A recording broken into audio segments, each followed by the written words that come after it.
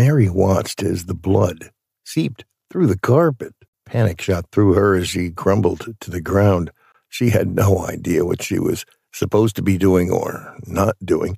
She had never seen a dead body in her entire life, save from her grandmother's corpse, and that had been from a distance. Mary looked at the still, warm body of her boss, and another wave of fear went through her. Mary had worked for the Smiths ever since she finished high school. She had taken the job as their live-in housekeeper to save up for college.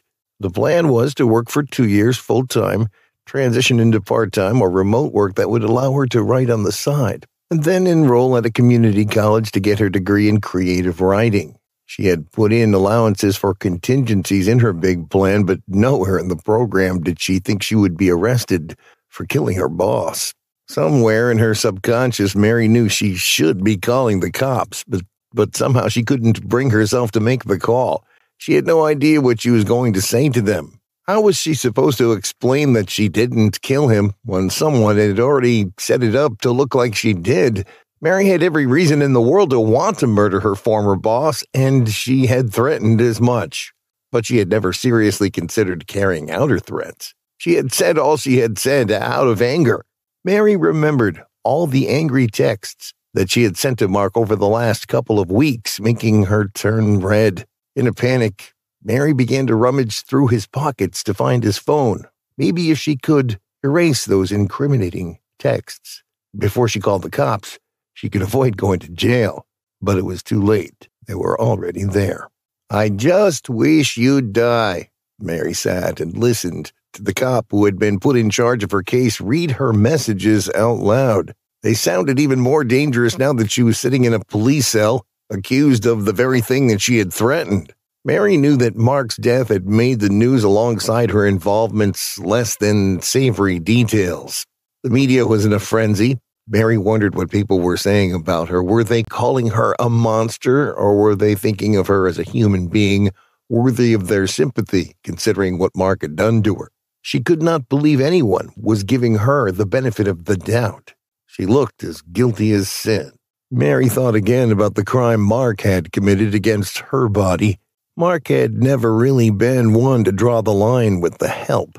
Mary had been in her room that day reading a book titled Americana.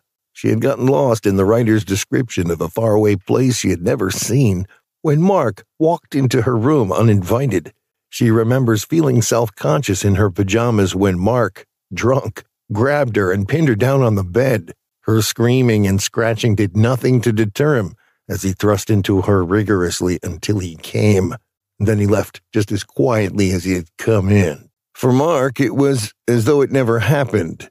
He returned to being the indifferent and aloof boss he had been since she started working for him. This drove Mary bonkers. This was not in her head. It happened. Her boss had walked into her room and had forced himself on her. She didn't imagine things.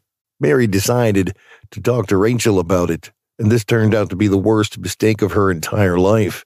At the time, Mary had felt like she could trust Rachel. Rachel had always been friendly to her, asking about her life, and remembering all the little details in ways that lured Mary into thinking they were friends. "I can't believe this," Rachel had said when Mary was done narrating her ordeal at the hands of her husband. Whatever illusions of solidarity Mary had soon came off with the following words Rachel uttered. "You lying bitch. Are you seriously trying to sabotage me now? I can't fucking believe this. I welcome you into my home, treat you like an equal, and then you turn around and tell lies about my husband. Get out of my house and never come back here ever again." After Mary was forced out of the house, she became unemployed and homeless. Mary kept writing the Smiths for her financial benefits, and when all her emails went unanswered, an angry, embittered Mary took to social media to share her ordeal. Mary had done months of hard, back-breaking work to earn money for college, which the Smiths were now holding on to. This would do her no good, except get her a defamation lawsuit from the Smiths, and which she had neither the mental nor the financial capacity for. As months went by, Mary struggled with debt and a lawsuit while she battled depression and anxiety about her future. It was a lot for Mary to deal with, but as it turned out, the universe had even more in stock for her. I got a text asking me to come over so we could sort things out, that he wanted to do right by me, Mary said tearfully as she recounted to the police how she ended up at the Smiths' house on the day Mark was killed. Why would he ask you to come over after you repeatedly threatened to kill him? Well, because he owed me. He raped me, took my money, and put me out in the streets. Take it easy, Mary. We are just in here. Officer Lance saw a lot of anger in Mary, but somehow he couldn't bring himself to believe that she had murdered the man who took her money and dignity and mistreated her. Lance decided to investigate further and check through security cameras from the Smiths' house, which had been dumped somewhere in the station because the investigators had said the case was as good as done and all they needed was a confession. Lance diligently tried tape until he discovered what would save Mary's life. Lance left to arrest the mastermind of the whole plot. Rachel had given her testimony on the events of the day Mark was murdered. In her statement, she said she had been out since 9 a.m. running errands, but the front door cam captured her at 1:18 p.m., just minutes before Mary received the text from Mark. He was such a cheat and a liar. He had promised me he was never going to do it again. I was tired of covering for him all the time. It was so exhausting.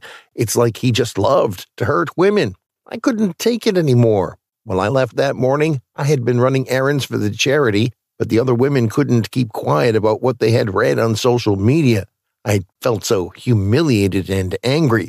I was mad at her for causing me so much humiliation, so I decided to punish them both.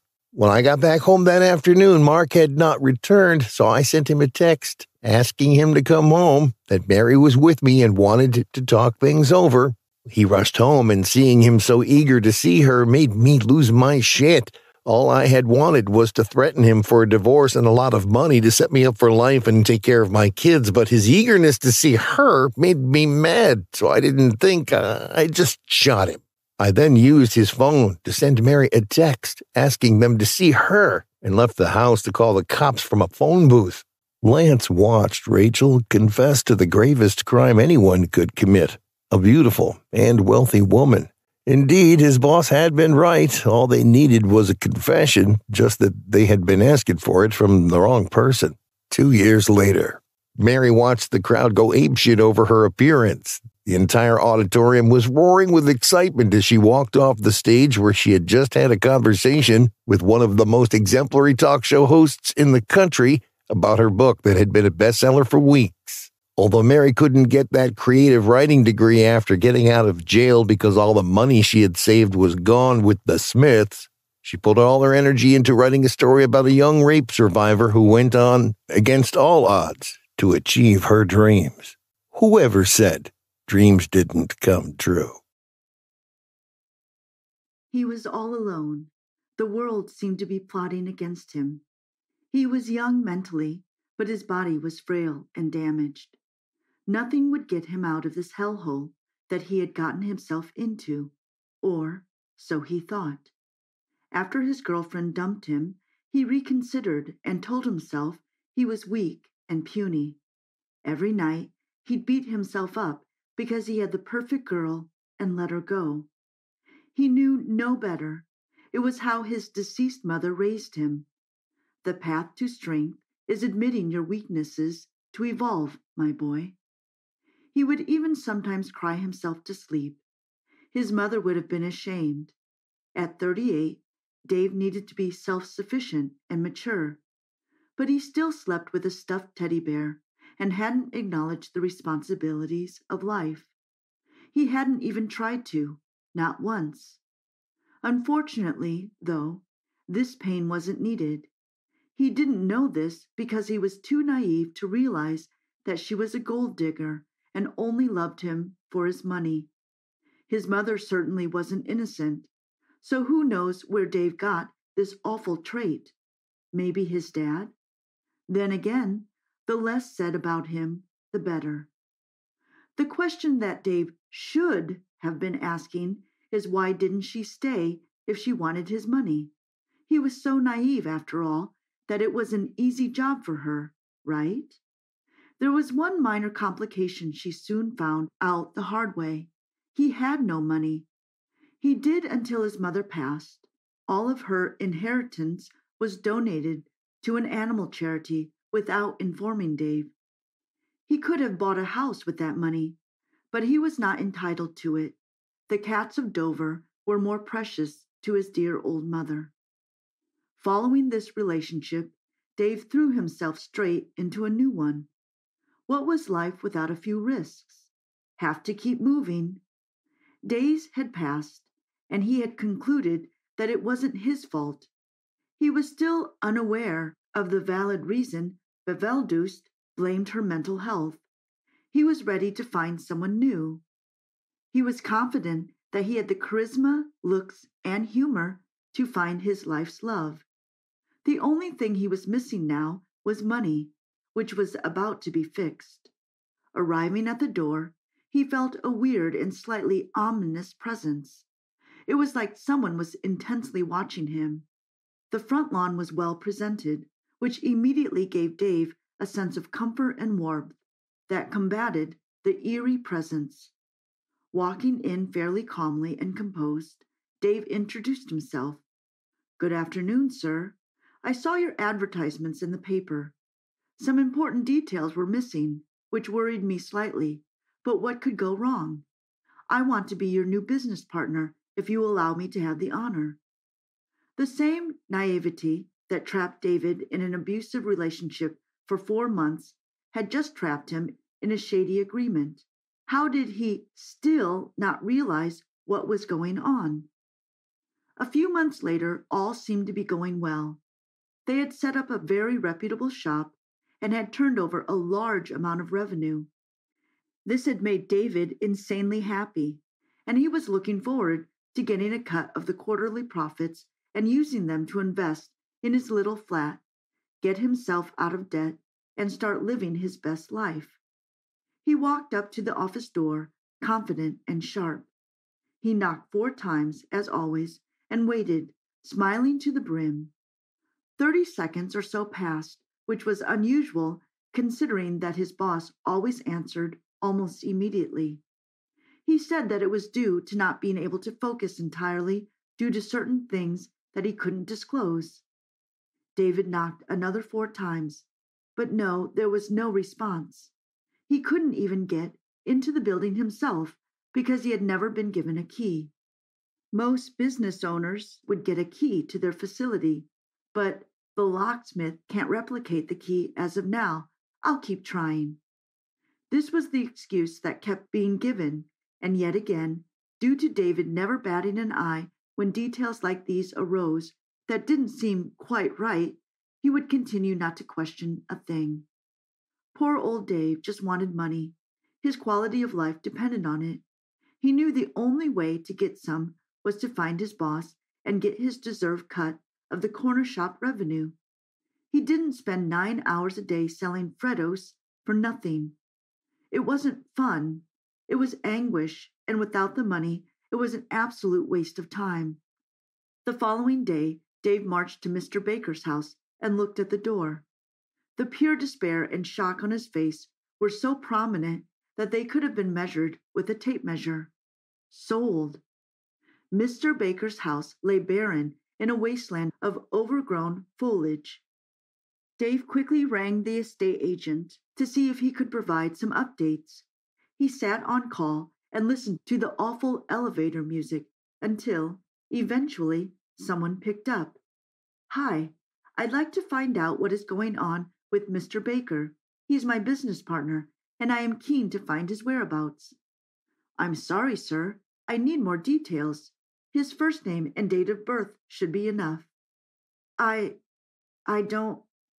Thank you for your time, sir. Enjoy your day." Even when defeated and distraught, Dave wished others to be well. Despite being scammed over and over and undermined by everyone who had the chance, he was still a kind-hearted and reputable man. Even in his darkest hour, he kept his integrity. Unfortunately, though, this sentiment didn't last too long. He was trying his best to keep it together, but eventually the reality of what had just happened quickly caught up to him.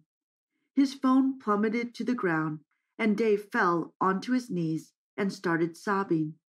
The penny finally dropped. What a silly name Mr. Baker was to use as a work colleague. Why wouldn't his boss tell him his first name? Why didn't he get a key to his own business? So many other suspicious aspects are overlooked. Things took a further turn for the worse when another penny dropped in Dave's mind.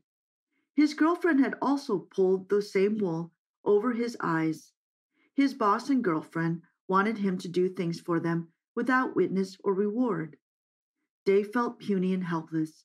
He had no girlfriend, money, confidence, or life. He was a certified failure, and his one chance to redeem himself had failed due to his oblivious nature. Many months passed, and Dave was still struggling to cope. He had gotten himself a primary job working locally, but the small wage of this job barely covered his necessities. One morning in the autumn, he went for a stroll. The immense cold pierced through his delicate skin, and the rain began to pour. It reflected his poor mood, and the dampness in his eyes soon stopped due to the rain. Like when he found out that his boss had screwed him over with the business, Dave fell to his knees.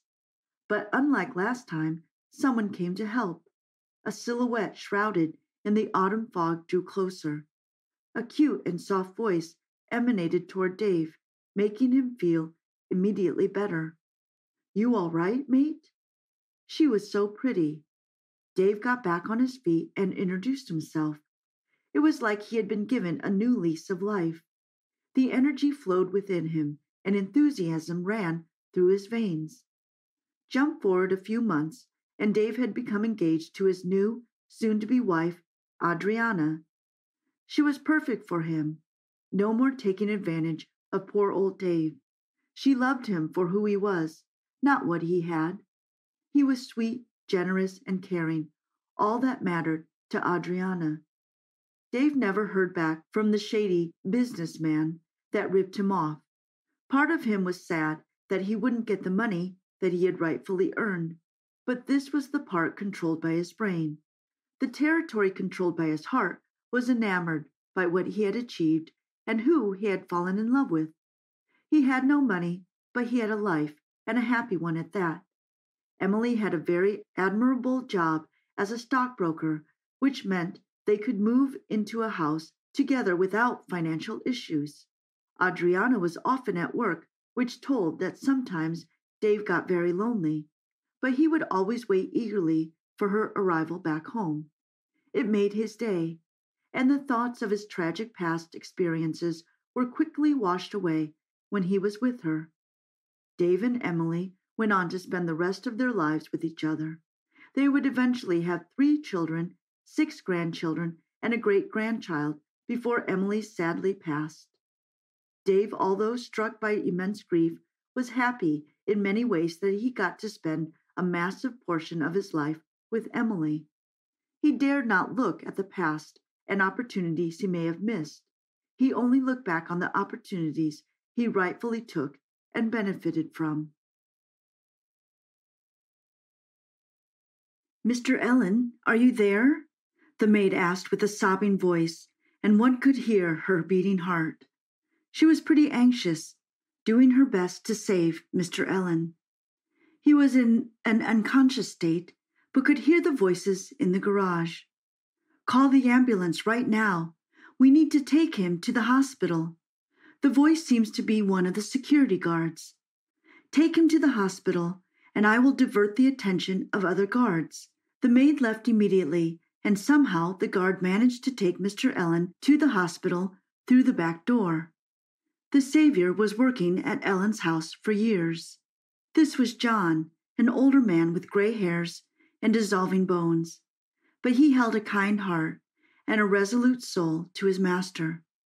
On the other side, the other savior of Mr. Ellen was the maid named Sarah. She was a beautiful young woman with short brown hair and green eyes complementing her dusky brown color. She was a member of the household staff for about a year. Sometimes struggling with the battles With the world conquering our fears, there is something that we always ignore, the monsters living with us, the ones breathing in the same air as we do. This year, she experienced something quite regretful and evil in the home. Besides the excellent facilities in life, there was something that she craved. This was Ellen's wife, Maureen. Within a year, Sarah knew that Maureen was after something, and her criminal act would bring hell on them. And gradually it happens, and she can't get rid of her tiny malicious actions.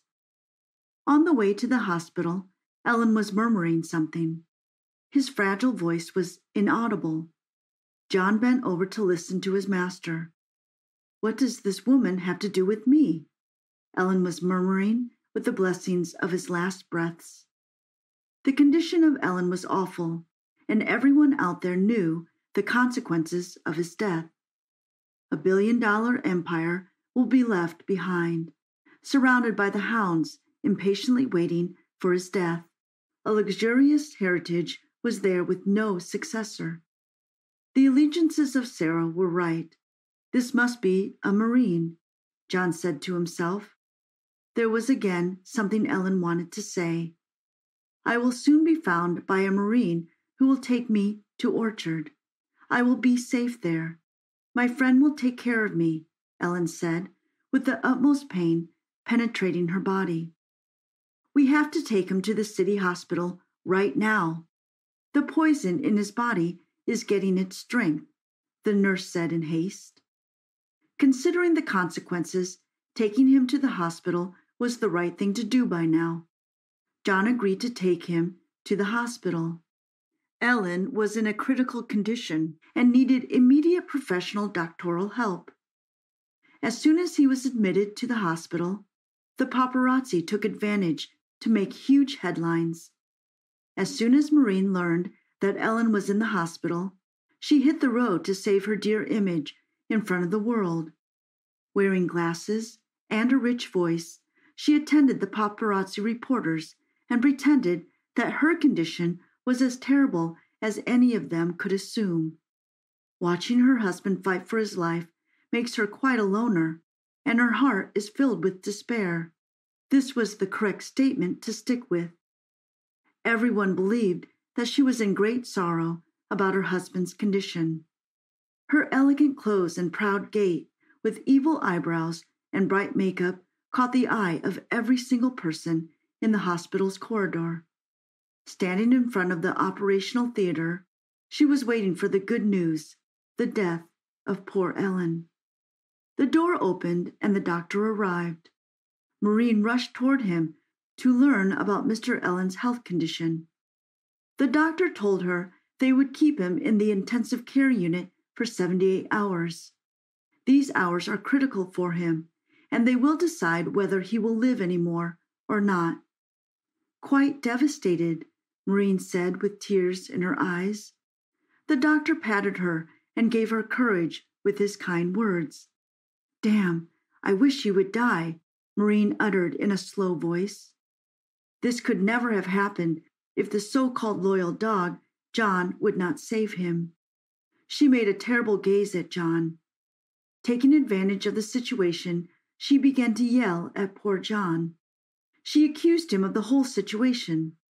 According to her, their intentions of John were not pure toward his master, and he made every effort to kill him. These allegiances were quite heavy for poor John. He tried to make himself clear, but there was nothing to stick with. "You are fired, John. Leave immediately," Maureen yelled at him. Taking the orders, John left the hospital immediately. Now, Maureen was only there to look after her dear husband's wealth. She called his lawyer about his will. The lawyer was one of the alliances of Maureen and, in fact, a secret lover. He assured her that everything had been prepared to compensate for Ellen's death, and his $1 billion empire would be theirs. But who knows that someone was listening to their conversation behind the doors? He was John. By now, everything was quite clear in his wisdom. There were flashbacks of Sarah telling him about the evil face of the Marine. 5 years back, Ellen, a young entrepreneur and the only heir to a billionaire state named the Entrepreneurs, married an enthusiastic young activist named Maureen. The first glimpse of Maureen cascades a delightful impression of her beauty on Ellen's heart at the charity event. From that day, Ellen was often seen at the charity events of Maureen. Ultimately, his charismatic personality caught her eyes. She was offering a collaboration to romantic wedding vows. The couple was named as the perfect one, the embodiment of love. It seems that Maureen was working for the progression of her organization, but in reality, she was gathering his dearest husband's wealth. Either directly or indirectly, the relationship between the couple was nonetheless a fairy tale. But there was a distinctive dark shadow casting a spell of illness on them. This was a Marine.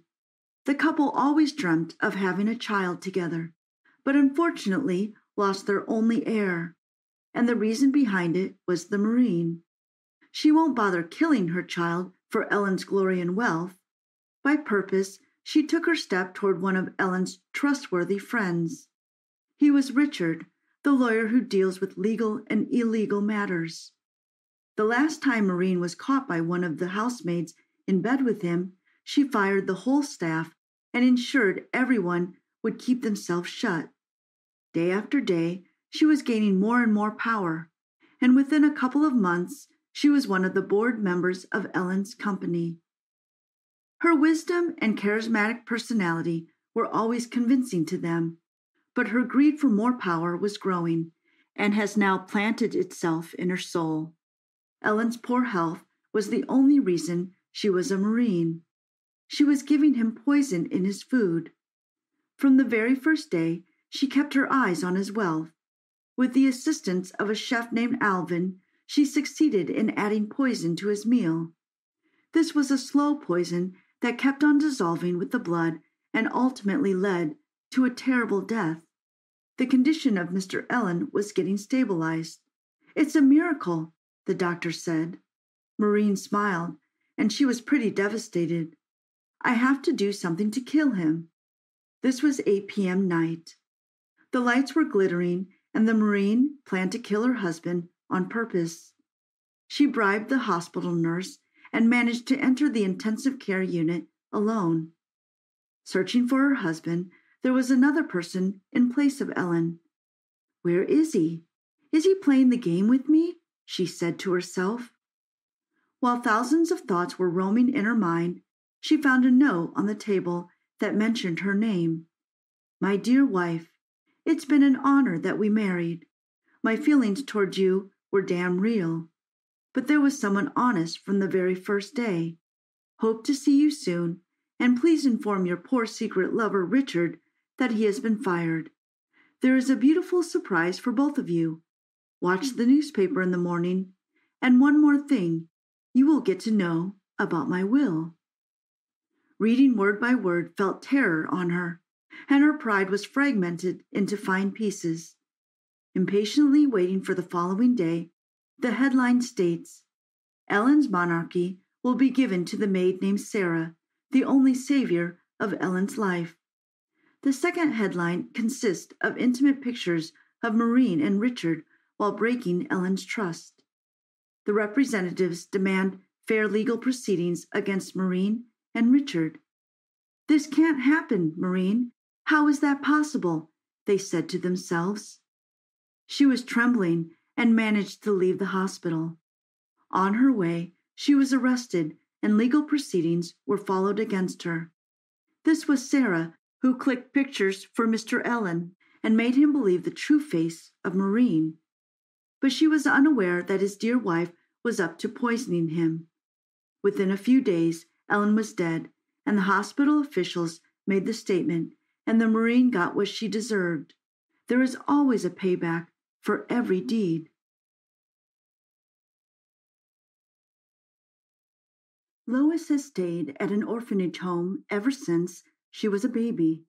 She was seen by the roadside near the grocery store and taken to the orphanage home until she was old enough to take care of herself. Since she left, her life has been nothing short of a roller coaster. No help was forthcoming, as no one was willing to adopt her, as they all complained that she acted weird. Everyone that came to adopt her was sure to come back to return her. This must have been because she grew up as a loner. She lived a very private life as a little girl and could pass for a chronic introvert. This was not something any of her wards could cope with. Lois is a young teen with a lot of potential, and she lives on government stipends, as that was the only way she could continue her education.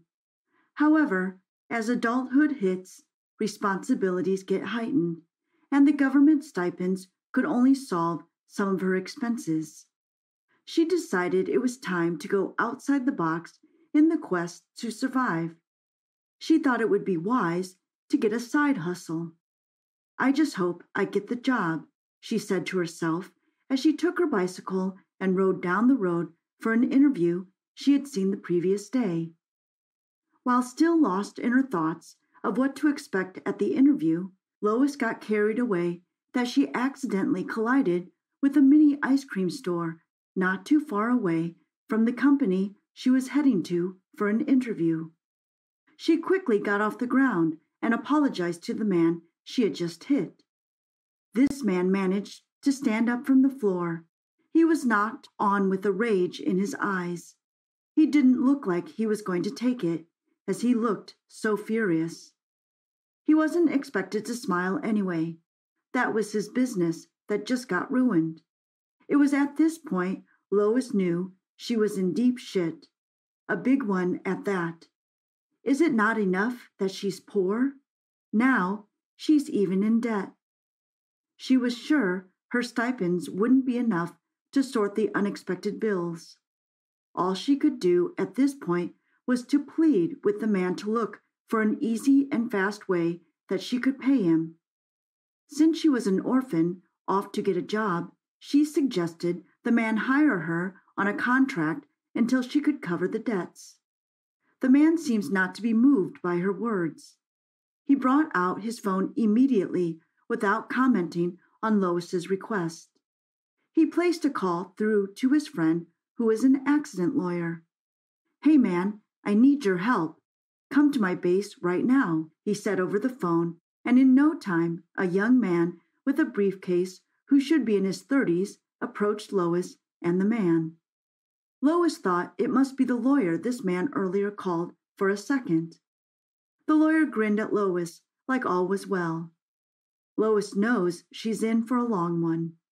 She decided to negotiate with the lawyer, an expert on such a case. In a more pleasant but baritone voice, the lawyer said to Lois, "Hello, miss. You have to pay at least 70% of the things you've damaged, else you might be charged to court. Besides, you are of age," he said bluntly. Lois swiftly went to her knees because she didn't want to go to jail. The lawyer smiled softly when he realized she was scared of what might be the outcome of everything. He recognized her fear, decided to capitalize on it, and ensured every of Lois's details was taken and followed up immediately. Lois went back home as she was unable to go for the interview because of the incredible saga. She kept calling the lawyer as she thought he could tamper justice with mercy and pity a poor orphan girl like her. After a few days to cool off, she went on to get a side hustle, since the man won't hire her to pay him. She worked hard, but the accident lawyer was collecting everything from her, making her life a mess. She could barely feed herself.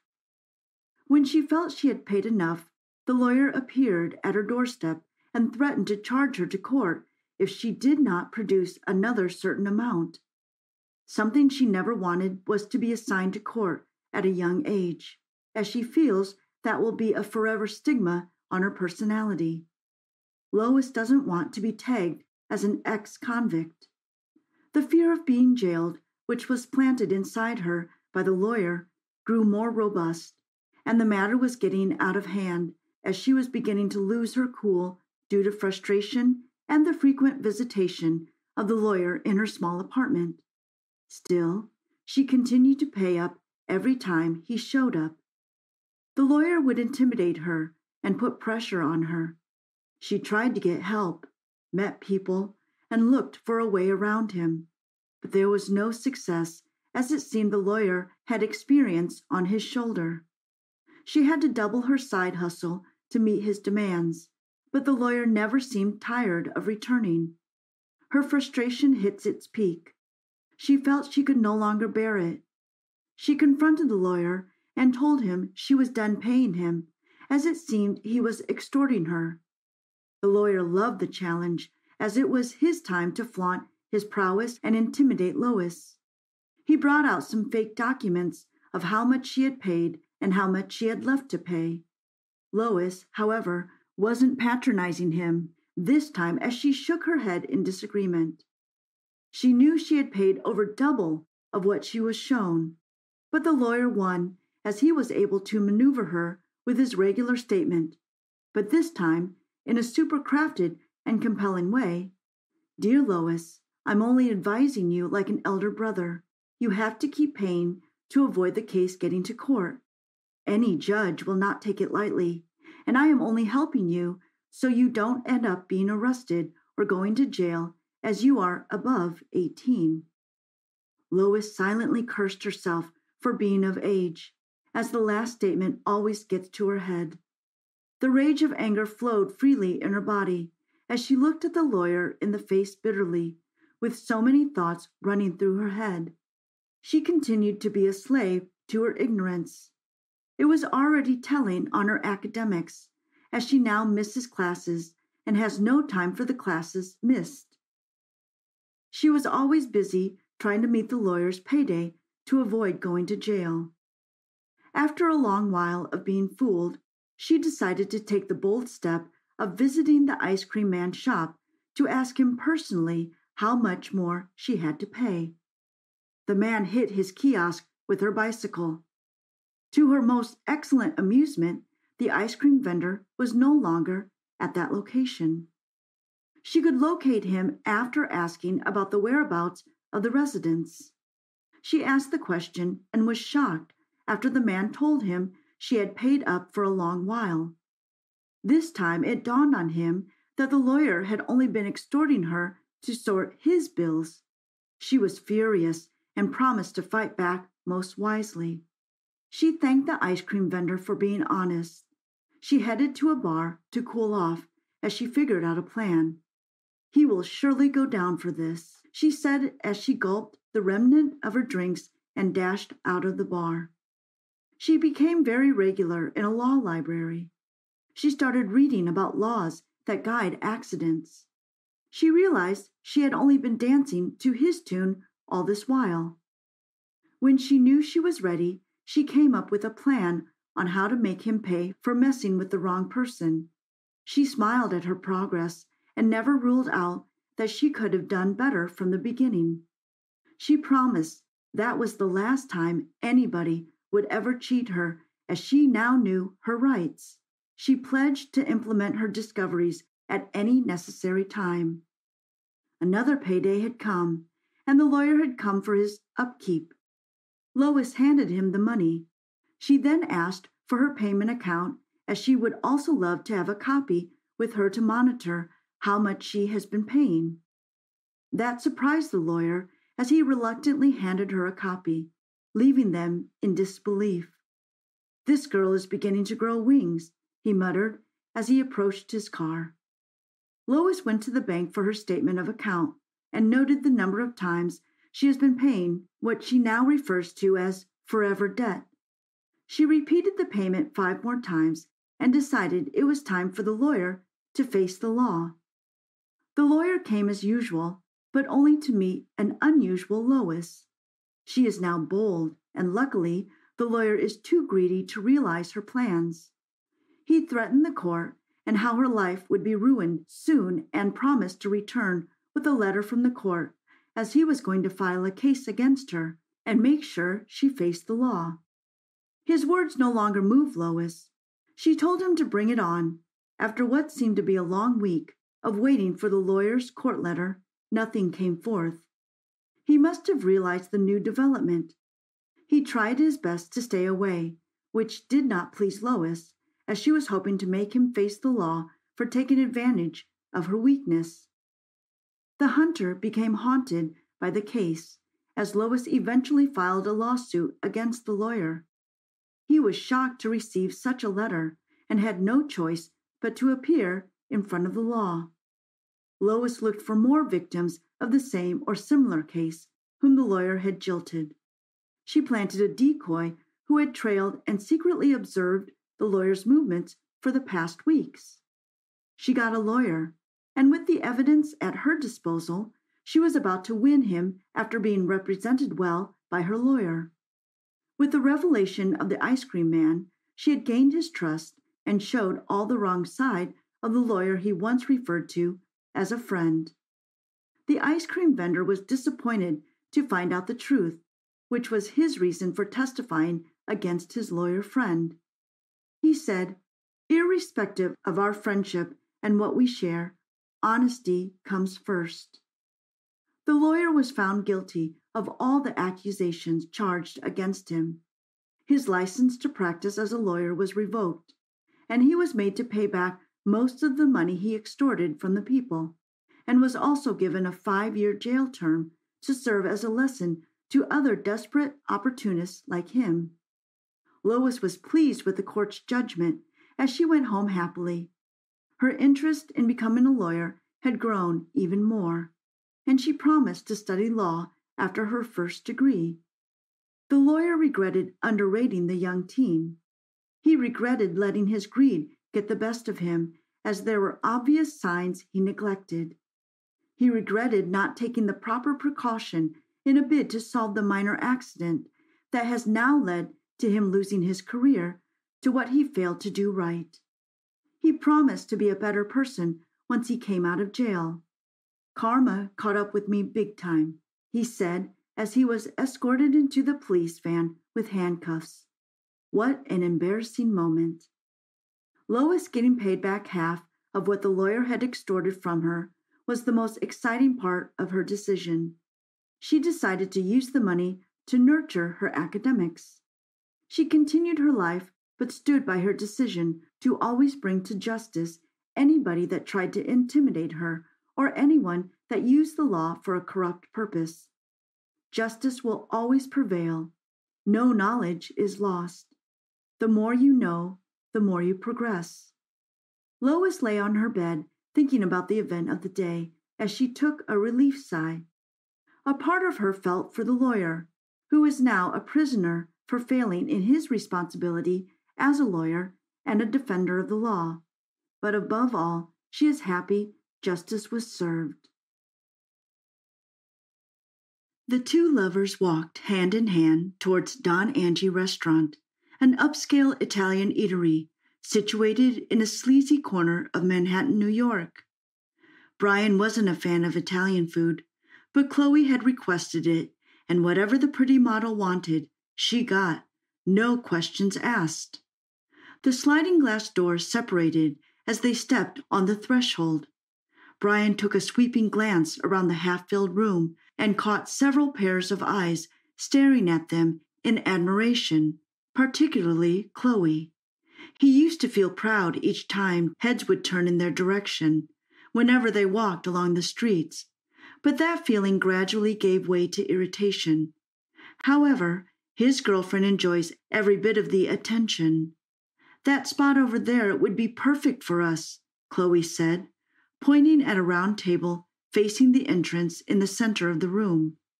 "Sure," Brian responded. He would have preferred any of the seats at the edges, but then, whatever Chloe wants, she gets. Their orders were taken, and Brian stared at the pretty blonde sitting opposite him while they waited to be served. Her blue-brown eyes, high cheekbones, nicely set nose, and the most kissable lips he has ever seen. He thought himself lucky to have her as his girlfriend, even though he was equally handsome, 6'2", and athletically built. He loved Chloe so much and would do anything within his power to make her happy. But he wasn't sure he could say the same for her anymore. They've been together for about a year, but his last 3 months have been quite depressing. Chloe would pick at every little thing he did and didn't seem tired of nagging him. They mostly ate in silence. He didn't like how the caramel pasta with pickled cantaloupe tasted in his mouth, and after struggling to push a few forkloads of it down his guts, he gave up, and instead chose to be sipping the beverage that was served alongside it. "You don't seem to like it that much," Chloe said passively as she munched her food with relish. "Not really. They must have been too generous with the quantity," Brian smiled as he tried to make a joke. 15 minutes later, the bill was brought, and Brian's face lost color. He couldn't believe what he saw. $145 for some tasteless food and beverages? "What the hell?" he said under his breath. "Excuse me?" the cashier retorted, raising her eyebrow. "Never mind," he said briefly, and brought forward his credit card. Brian heaved a sigh of relief that Chloe wasn't there with him at that moment, or else he would have come under verbal attack for causing her embarrassment. She had gone to the restroom. Then Chloe signaled him that the Uber she hailed with her app had arrived. Now that was a new one altogether. She didn't tell him about any goddamn Uber. They had come with the metro, and he was expecting they would return with the same mode of transport. More dough down the drain. Chloe sat on the single cushion in her studio apartment and crossed her legs. A cigarette was stuck tepidly in her soft, wet lips. Then she picked up her iPhone 13 Pro Max that had been ringing persistently and peered at the screen through the smoky haze. It was an unknown caller, so she touched the green spot and placed it to her left ear without saying a word. "Hello?" A deep and calm voice wafted through. "Hi," Chloe responded. "I'm Carlos. We met briefly at the sidelines during the expeditions in Las Vegas," he trailed off. "Are you back in New York?" Chloe asked casually, even though her heart was beating rapidly. "Yes. I arrived a couple of days back and would have got in touch immediately if I wasn't so enmeshed with boardroom duties," Carlos said. "That's fine," Chloe replied, the ends of her lips curling into a sensuous smile. Being on the board of a Fortune 500 conglomerate can be pretty demanding. Carlos was only 26, yet he was already filthy rich courtesy of his wealthy dad, who died not long ago, leaving behind a vast inheritance for him and his brother. He was equally good-looking, but average in height. He wouldn't stand a chance in a beauty contest with Brian, but who cares? Not Chloe. He travels worldwide at the snap of a finger, flies in a private jet, and sits atop of vast wealth. Carlos was a dream come true, and she wouldn't let this incredible opportunity slip her fingers. Chloe's attitude towards Brian deteriorated rapidly after she met the money bag. Nothing Brian ever appeals to her anymore. She has been biding her time and looking for a perfect opportunity to slam the door on him, but Brian keeps making things difficult for her. Always patient with her and never seems to get angry, even when she walks all over him on purpose. The same attributes she loves so much about Brian now irritate her. "I don't think I want a wuss bag for a man," she said to herself one day as she lay on her bed, deep in thoughts. Brian is way down the food chain, as if that's not bad enough. He can't do ordinary things like buying expensive gifts or taking her to exclusive restaurants without biting his lips. And to think he owns a deadbeat car? Brian has to face it. He isn't in my league, and if he truly loves me, he shouldn't find it difficult letting me go, she stated quietly, and immediately felt at peace with herself. "We need to talk," she quipped resolutely. "Is anything the matter?" Brian asked, sensing there was trouble. "Yes, This relationship is not working, and we need to go our separate ways, Chloe said. What? Is there anything I did wrong? Brian couldn't believe what he was hearing. We are not a perfect match for each other, Chloe said, and Brian felt the knife go deep into his chest. He wanted to speak, but his mouth was so dry, and he felt a lump in his throat. Doesn't it matter to you that I love you so much? Brian said with a broken heart. It's not about you, and if you love me, you'll let me go, Chloe stated with conviction. There was an awkward moment of silence as they stared at each other, but Chloe looked away and began to fiddle with her phone. Have a nice day, Brian, Chloe said as she walked out of the room and gently closed the door behind her. Brian suddenly felt weak at the knee. He dragged his feet to a chair by the window of his 9th-floor apartment building and sat down. He enjoyed looking down at the cars and people walking along the street whenever he was bored. But today he was also looking down, but wasn't seeing anything. Instead, Chloe's voice keeps reverberating in his mind. He never saw it coming. Even though he had noticed the changes in her some months prior, he had waved it off as a phase that would pass. But he was wrong. As memories of their good times continued to flash through his mind quickly, Brian felt moist in the eyes. Life without Chloe was going to be very tough and depressing. No, he wasn't going to let go of Chloe. He will get back the love of his life no matter what. Chloe was having the best moments of her life. Last night they arrived on Carlos's private jet at Fort Lauderdale Hollywood International Airport, Miami. They lodged in Four Seasons Hotel, rated as one of the city's most exclusive. Today, they were on a yacht speeding along Miami's iconic beach. She completely forgot about Brian and was basking in the euphoria of the moment. Carlos was not just in love with her, but was willing to spoil them with fun and attention. She wore a bikini, a wide straw hat, and dark sunshades. Carlos was scantily dressed too, with only briefs and no shirt. A few meters away was a wine cellar with its temperature maintained by a climate control system. Chloe had never seen such a collection of exotic wines before and decided to go for Leroy Domaine. Caribbean songs wafted through the yacht's sound system. If Chloe were a little sober, maybe she would have noticed the relationship was moving at an unnatural, frenetic pace. But she was too carried away to see. She snapped lots of pictures and videos, and the images wowed her.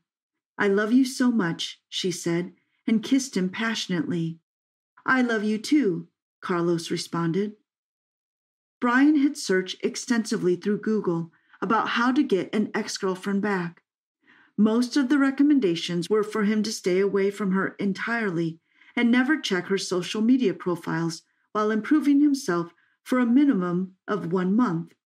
Sooner than later, he realized how difficult it was to achieve the so-called 3 golden rules. Some days he would feel suicidal, but he struggled to discipline himself to remain steadfast. It has been a month since their separation, and he hasn't done poorly. He was clawing his way up, and the prospect of becoming a rich man was looking bright. It was now time to win back the love of his life. He decided to go through Chloe's Instagram profile, but the images that accosted him almost made him puke. Chloe was living large with another man, and it shocked him how possible it was for someone to experience all that within such a short while. Another shocker hit Brian when he checked the dates the earliest pictures were uploaded and saw it was barely a week after they separated. How could someone be that insensitive? Like an epiphany, reality downed him that Chloe was a gold digger. He had met Don Pablo at a bar where he usually went to drink himself to a stupor at night, but unknown to him, Pablo had been overseeing him, and one day he paid for his drinks before handing him a piece of paper. Brian had forgotten everything about the encounter until a few days later when he came across the piece of paper and saw it was a phone number with a terse text saying, "Call me." "I was pissed off when I saw a promising young man like you wasting away at the bar," Pablo said. He was sitting behind a large table in his grand-looking office. "I want to allow you to turn your sorrows into laughter, but you will have to prove your mettle," Pablo added. Brian could detect a hint of warning in his broad Puerto Rican accent, but was desperate to grasp the opportunity Pablo offered him. The interview, if it can be called that, had snowballed into a fruitful and mutually beneficial partnership.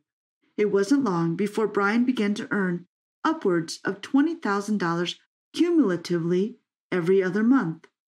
He hasn't seen such a staggering amount of money in his entire life, but he knew something wasn't right somewhere, considering he was doing next to nothing except some nocturnal errands. When Pablo began to send him to Mexico through tunnels to receive parcels he suspected to be hard drugs, he escaped and decided to leave New York entirely after surviving a murder attempt. Brian was beginning to enjoy life in Washington. The relatively serene city wasn't anything like New York. It was less noisy, an ideal setting for him to start life on a new slate. Granted, he was able to save a substantial amount of money before running away from Pablo, but he was no longer desperate to get rich.